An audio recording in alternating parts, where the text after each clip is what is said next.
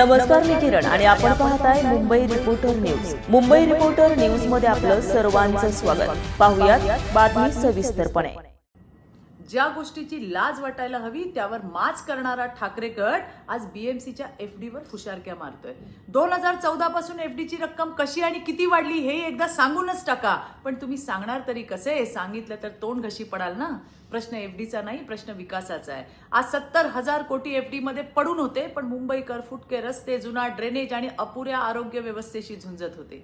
FD वाढली यात कर्तृत्व काय? अहो, शहर चालवायचं असतं, बँकेचं खातं नाही. आणि जेव्हा देवाभाऊ यांच्या नेतृत्वात निर्णयक्षम महायुती सरकार आलं तेव्हा तोच पैसा कोस्टल रोड मेट्रोसाठी वापरला गेला. मुंबईकरांचा पैसा मुंबईसाठी वापरला आणि मुंबईचा कायापालट सुरू झाला.